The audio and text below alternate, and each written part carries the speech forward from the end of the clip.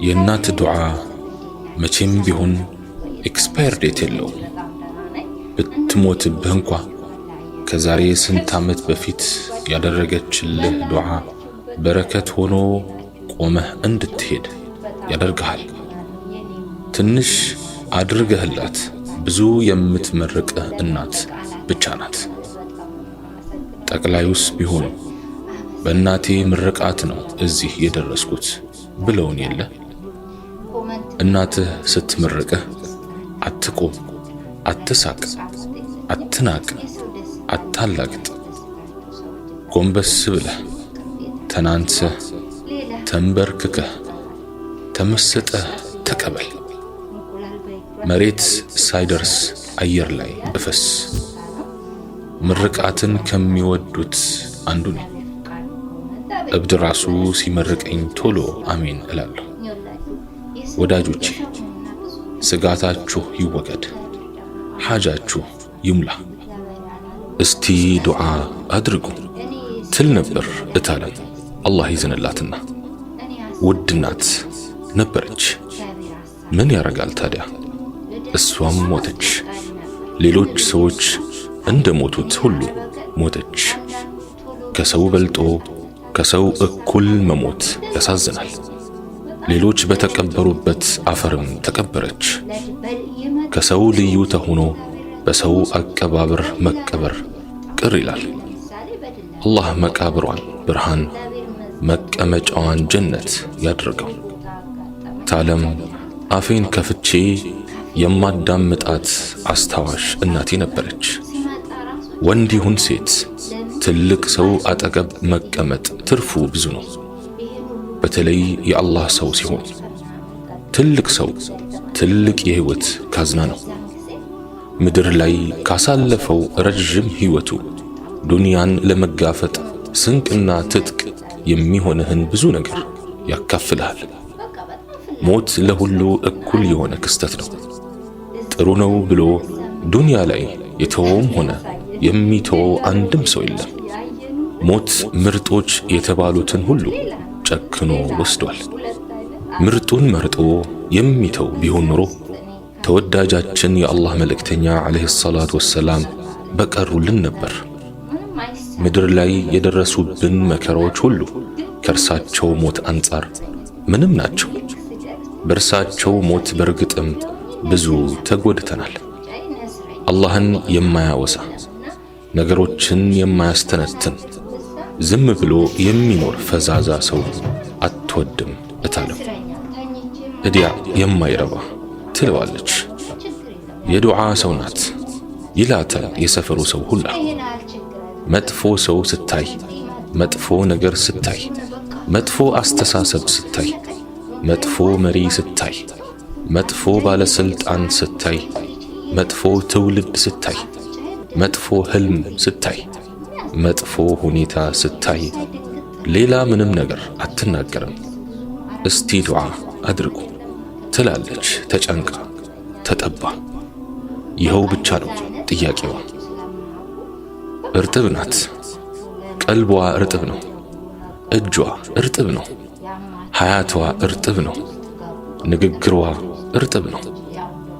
መከራ ወረደ አሊያም ሊወርድ ነው በተባለ ጊዜ ሁሉ ጊዜ ሳትወስድ ፈጠን ብላ ዱዓ ታደርጋለች፣ ዱዓ ታስደርጋለች።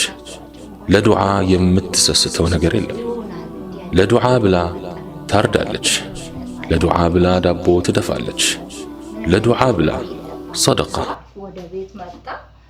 ያው አፍና ስሩ በቃ አስጨነቀኝ። በጣም ጭንቀት ሆነብኝ። ፍቅሮች እንዴ በቃ ትልቅ ሀሳብ ሆነብኝ። አሁን ምንድነው አፍንጫይ በነሰረኝ መሳቀቅ ጀመርኩ። አሁን ምንድነው የምታስቡት? ይሄን ያህል ጊዜ ከፍዬ የሚመጣው የሰው እና በጣም አስቸገረ። የተወሰነ እናቴ ከዛም ብላ ታውቃላችሁ ብዙዎቻችን ገልጾን አይደለም። ያንን ግን አልመጣም መቼም ያለው ሰው አረበጋ አይመጣም አይደለም። ያው ሰርቼ ይለወጣለሁ በማለት ነው የምትመጡትና በቃ ያው ያ ሁሉ ፈተና ሆነብኝ በጣም ለረጅም ለሁለታችሁም ጊዜ ፈተና ሆነብኝና አሁንም በጣም አማመኝ። በቃ የተወሰነ ሙቀቱ ደግሞ ሲመጥ እኔ በ12ኛ ወር ነው የመጣሁት። የዛኔ ሙቀትም አይደለም ያው ብርድ ነው። በዛም ብርድ ሆኖም ደግሞ እኔ ነስር አለብኝ። ሙቀቱ ደግሞ ሲመጣ የባሰ በቃ ባሰብኝ። ከዛን ዳና ሐኪም ቤት የምባል ወሰደችኝ። አንዲት ጓደኛዋን አማክራ ነው መሰለኝ። ሴትዮዋ ደግሞ ጥሩ ሰዎች ስለሆኑ ፍሪደም ነፃነት ያለባቸው የመጀመሪያ ቤቴ በጣም ደሞዙ ይሄን አህል ባይሆን ፍሪደም ያለበት ነፃነት ያለበት እንደፈለን የምንሆንበት ነበረ እና በቃ ሐኪም ቤት ወሰዱኝና የሆነ መድኃኒት ተሰጠኝ። ይሄን ዋጪ ምናምን በራሱ ጊዜ ይተዋታል ሙቀት ስለሆነ ነው ምናምን እና በረዶ ምናምን አርጊበት ትለኝ ነበር። በቃ ራሴ ላይ በረዶ ደግሞ መፍራት ጀመርኩት። ያውሻል መፍራት ጀመርኩት። እንዴ ብርድ በራሴ ቢገባና ቢታመምስ ደግሞ ማለት ጀመርኩት። ይሄዳል ቋንቋ ታቁም የምታማክሩት ብዙም የለ እንዴ ይሄ ቅዝቃዜው ነገር ብርድ ደግሞ ብርድ ነኝ እንደዚህ ነኝ እንትን አልነበርኩም። እንዴ አሁን ብርድ ቢመታኝ ደግሞ ልትመልሰኝ ወደ ሀገር ደግሞ እኮ በጣም ነው ያሳለፍነው ጊዜ። ሁላችንም ያሳለፍነው ነገር አለን አይደል? በአረብ ሀገር ብዙ ችግርን መራብ አለ። እግዚአብሔር ይመስገን እኔ ራቡ እንኳን አልደረሰብኝም። ግን ብዙዎቻችን ቋንቋ ራሱ ምግብ ብሉ እንኳን ስንባል ምግቡን ወስዶ መብላት ራሱ ምንድን ነው ያለችኝ ብሎ እኮ መጨናቃል።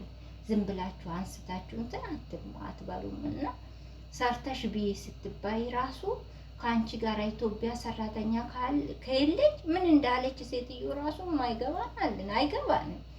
አሁን ሴትዮን እንደመጣ ፉድ ስትለኝ በቃ ትንሽ እንግሊዘኛው ዋተር ስትለኝ እቺን ውሃ ምናምኑ ትንሽ አቅ ነበርና ያቺ ልብስ ግሪን ብሉ ዋይት ጂቢ ስትለኝ የገባችኝን 1-4 ልብስ ይዤ እሄዳለሁ እንዳልመላለስ ማለት ነው። ፒንኩንም ብሉንም ዋይቱንም 3-4 ይዤ እሄዳለሁ።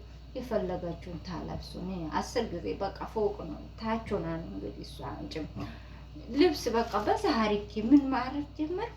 በዛ አደረግና ሁሉንም የምታለብሱ ፊናልም ከነቴረውን በዛ አድርጌ ደስ ያላት ማጣ ልብሽ ስትለኝ ሌላ ልብሽ ስትለኝ በቃ እንደዚህ አታጥፊ እንዲያርጊ አለችኝ። እሱ ገባኝ። በቃ የተወሰነ ጊዜ አዲስ አበባ ተቀምጬ ብዙ ነገር እኔ የተወለድኩት ገጠር ነው። ያው አረብ ሀገር ሊመጣ ሲል እኔ ትንሽ ጊዜ አዲስ አበባ ተቀምጬ ብዙ ነገር አውቄ ነው የመጣው።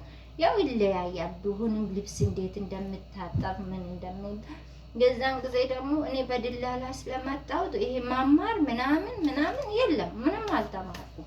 በድላላ ነው የመጣሁት። ይሄ አሁን ልጆች ተምሮ ምን ብሎ ልብስ ማኪናው እንዴት እንደምታጠብ እንዴት እንደምጠረግ ማሽኖቹን ቢያንስ አሁን የሚመጡት እድለኞች ናቸው። እግዚአብሔር ይመስገን ተምሮ ነው አንዳንድ ነገር ልብስ እንዴት እንደምትተኮስ ቤት እኮ ማጽዳት እናውቃለን። ጽዳት የኢትዮጵያ ጽዳት እና የዚህ ራሱ ይለያል። አሁን ግን ኢትዮጵያ ከዚህ የበለጠ ግን እኛ ማለት ነው የኛ ቤትና የሀብታም ቤት ይለያያል። በደሃና በሀብታም ቤት ልዩነት አለ አይደለም?